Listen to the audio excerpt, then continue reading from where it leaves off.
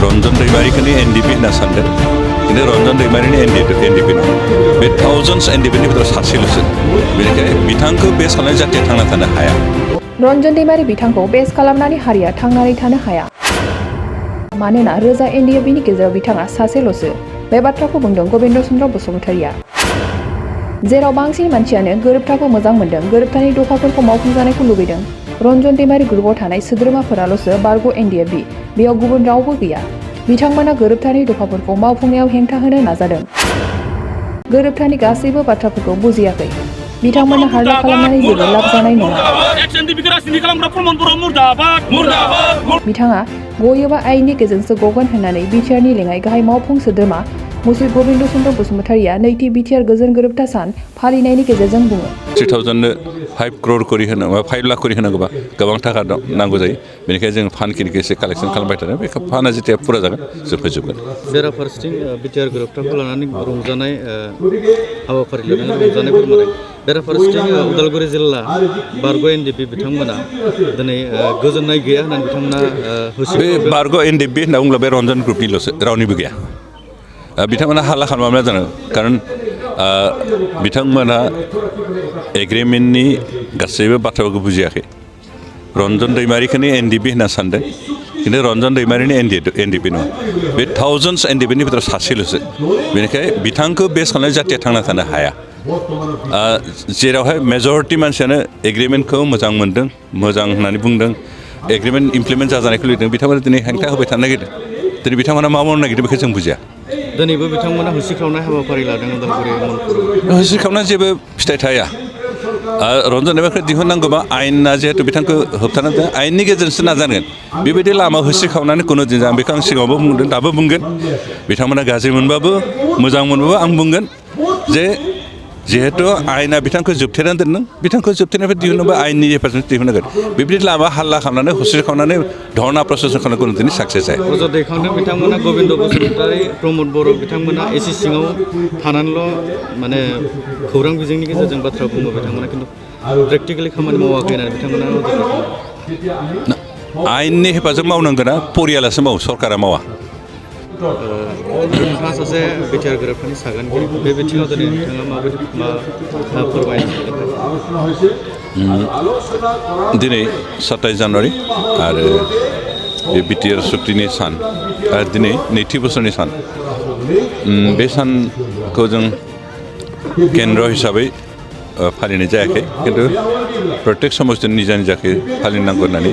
इन्सट्राक्सन फैनाय लोगो लोगो दिनै उदालगुरियाव बेखे जिगिता समस्ति दं बे समस्तिया गाव गावनि समस्तियाव बे बिटिआर सुक्तिखौ अबजार्भ खालामदों आरो बेखे आं भैरबकुन्द समस्ति आरो धनस्रि समस्ति मोननैनि हाबाफारियाव बाहागो लानानै गोजोननाय मोन्दों बेखे थांनाय बोसोरनैयाव सुक्तिया बोसोरनै जादोंबा जों सरकार हिसाबै बोसोरसे आरो बे समखिनियाव सुक्तिनि फ्राय 50% जों इमप्लिमेन्ट खालामनो हानाय जाबाय बेनिखायनो जों रंजानाय मोन्दों आरो रायजोफ्रा बे बिटिआर सुक्तिनि उनाव जिखिनि सुबिदा मोन्दों बे सुबिदाफोरखौ मोननानै जिखिनि मोन्थाय मोन्दों बेखौ मोननानै गोजोननाय मोन्दों आरो जिखिनि बाखि जोंहा इमप्लिमेन्ट खालामनो गोनां दंबावो बेखौ जों थाबैनो खालामगोन जोंहा इमप्लिमेन्ट खालामनो गोनांनि भितराव मेजर माबायानो जाबाय सिमा थि खालामनाय बेखौ सिमा थि खालामनो थाखाय जोंहा जिहेतु कमिसन दाखाना होदोंमोन कमिसननि सिगांनि चेयारमेन रुंसारि जालांनाय पि बार्मा बिथाङा बे सम्पर्के गोबां खामानिखौनो फ्राय फाइनाल स्टेप होना गालांबायमोन खिन्थु हरखाबै बिथाङा जिउ गोमाजानायाव जोंहा एसे नांथाना थानाय बायदि जादों जों बे खामानिखौ कन्टिनिउ खालामफिननो थाखाय जोंहा गोदानै चेयारमेन दायो दा सायख'नो लानाय जाबाय आगु उदालगुरि साब डिभिजननि एसडिअ आशिष भुटानि बिथांखौ जों दा चेयारमेन हिसाबै मोनदों आरो आसा खालामदों बिथाङा जिखिनि दायित्व मोनबाय बे दायित्व थिमथे पालन खालामगोन आरो हयथ' फैगौ मास मोनसेनि भितरावनो बे रिपर्टआ ओंखारगोन आरो रिपर्टआ ओंखारोबा रिपर्टनि सायाव हयथ' बेस खालामनानै माखासे दान्थे बिथान्थे जानो हागौ बिभिन्न सार्कोलनिफ्राय किसुमान कमेन्ट किसुमान अपजिसनबो फैनो हागौ बे गासैखौ बोस्रांनानै जों सिमाखौ थि खालामनो हागोन आरो जों आसा खालामदों बे 2022नि गेजेरावनो बे सिमाखौ जों थि खालामगोन सिमा थि खालामबा जोंहा गोदान जिल्ला बांहोनाय बाथ्रा फैगोन ओमफ्राय गोदान समस्ति दानायनि बाथ्रा फैगोन जों जिहेतु 60 समस्ति जानांगौ होननानै दाबि खालामदों दा जोंहा ल'सो समस्ति दं आरो बाखि जोंहा 20 समस्ति बांबावगोन आरोबा जोंहा डिलिमिटेसननि बाथ्रा फैबावबाय बे गासैबो खामानिखौ जों 22 नि भितरावनो 2022नि भितरावनो जों जेसेबांहाय कमप्लिट खालामनो नाजागोन आरो बेखौ खालामनायनि उनाव हयथ' जोंहा नेक्स्ट इलेक्सननि बाथ्रा फैलायगोन बेबायदि बाथ्रा फैगोन खिन्थु जों जा मेजर माबा हिसाबै फैगोन खिन्थु जों जा मेजर माबा हिसाबै मावफुंनो गोनाङा बेल'सो दंसो बे सिमा थि खालामनाय आरो बेखौ जों आसा खालामदों बे थाबैनो जागोन सिमा बांहोनायाव सनितपुर आरो बिश्वनाथ जिल्लायाव माबायदि रोखा बे स्पष्टखा कारन जिखिनि रिपर्ट जों माबाया होनो गोनांमोन बेयाव जिखिनि जों एसे रादाब मोन्दों खबर मोन्दों बे मथेबा जों जिखिनि ओनसोलखौ जोंनो बे बिटिआरजों दाजाबना होनांगौ होननानै दा बेखायनो बेखिनि हाबगोन एनडिएफबि बिथांमोननि केस उइथ्र खालामनाय बा जेलाव थानाय जाय बिथांमोनखौ बर'नि सायाव माबायदि राहा लानो एनडिएफबिनि केस एनडिएफबि रिलेटेड जिखिनि माबा दं सुक्तियाव जेनेबा रिहेबिलिटेसन होनाय बे 90% कमप्लिट जाबाय आरो 10% बाखि दंबावो बेनिफ्राय केस उइथ्र खालामनाय बे बाथ्राया दासिमहालागै जों 200नि बारा केस उइथ्र खालामबाय आरो गोबां दंबावो बेखौ फारियै जों उइथ्र खालामलांजोबगोन बेनिफ्राय जायफोर जा जेलाव दं बिसोर कनभिक्टेड आरो कनभिक्टेडनि भितराव हयथ' किसुमाना बे एग्रिमेन्ट प्रसेस जोबगोन किसुमाना जोबनाय नङा इटिमेटे किसुमानाथ' प्राय टार्म जोब्बाय जेल थानाया बेनिखायनो बिसोर गबोसिगोन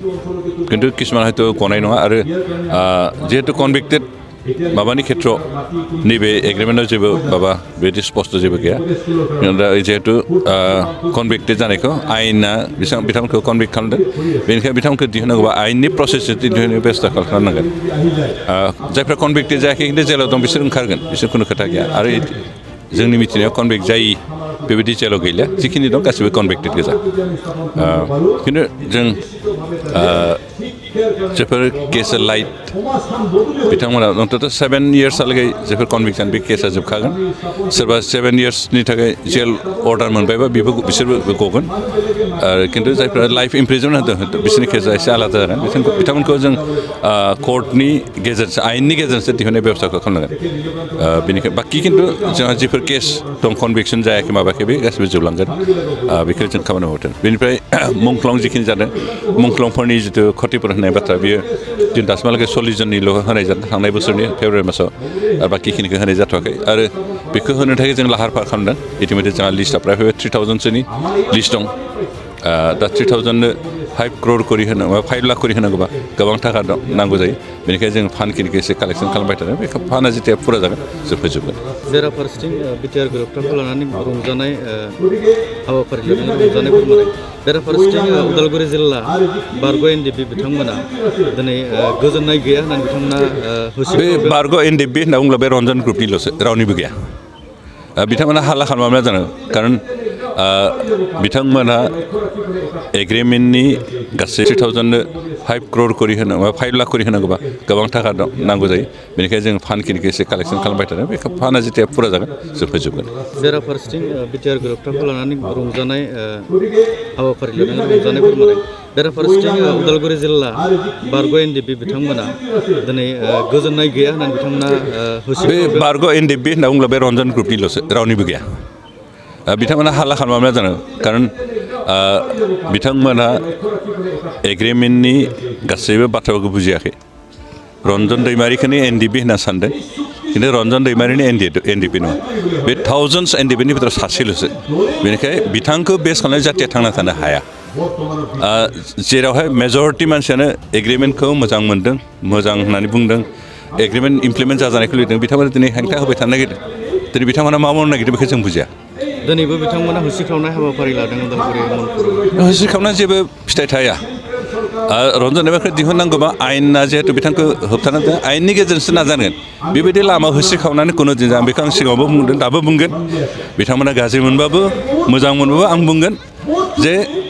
जिहेतु आयेना बिथांखौ जोबथेनानै दोनदों बिथांखौ जोबथेनायनिफ्राय दिहुननोबा आयेननि हेफाजाबजों दिहुननांगोन बेबायदि लामा हाल्ला खालामनानै होसिख्रावनानै धरना प्रसेसन खालामनायखौ दिनै साक्सेस जाया अजद दैखांदों बिथांमोना गबिन्द बसुमतारी प्रमद बर' बिथांमोना एसि सिङाव थानानैल' माने खौरां बिजोंनि गेजेरजों बाथ्रा बुङो बिथांमोना खिन्थु प्रेक्टिकेलि खामानि मावाखै होननानै बिथांमोना आयेननि हेफाजाब मावनांगोना परियालासो मावो सरकारा मावा न'खरनि सोरबा लिड लानांगोन बिथांमोनखौ मा खालामनो सरकारनिफ्राय हेफाजाबसो खालामनो हायो खिन्थु सरकारा डाइरेक्टलि बिथांखौ कर्टनिफ्राय दिहुननांगौ होननानै बेबायदि खालामनो हाया बेनिखायनो बिथांमोना सोरबा उकिल हमथों उकिलनि गेजेरजों दिहुननाय बेब'स्था खालामथों बेजोंसो हागोन बेलेगथ' हाया बेलेग जेबो उपाय गैया दिनै जों बिटिआर ओनसोलनि रायजो राजाफोरनि मोजांनि थाखाय खामानि मावदों आरो जों बे मावालाफानो थायाखै मावगासिनो दं जों थांनाय 17 बोसोराव जिखिनि खामानि जायाखै बेखिनि मावफुंनो आखायाव लादों आरो जोंहा सरकार हिसाबै बोसोरब्रै सम जोंहा आखायाव दंबावो आरो बे बोसोरब्रैनि गेजेराव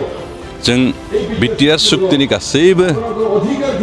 जोंनि सरकार जिखिनि मावनो होनो रादाय होदों बेखौ जों इमप्लिमेन्ट खालामजोबगोन बे बोसोरनैयाव मा मावफुंनो हाखो जोंहाथ' प्राय 50% खामानियानो जोब्बाय जों 50% एग्रिमेन्टनि 50% दफाखिनि जों फोजोब्बाय जे एनडिएफबिनि जिखिनि केडारफोरनि जिखिनि माबा बेखौथ' जों मावबाय दा एसे दंबावो जेनेबा रिहेबिलिटेसन बे 90% जोब्बाय जा 10% बाखि दं केस उइथड्रआ 200सोनि केस बारा उइथड्र जाबाय बाखि एसे दंबावो बेखौ फारियैनो उइथड्र खालाम कारण खनसेनो गासैबो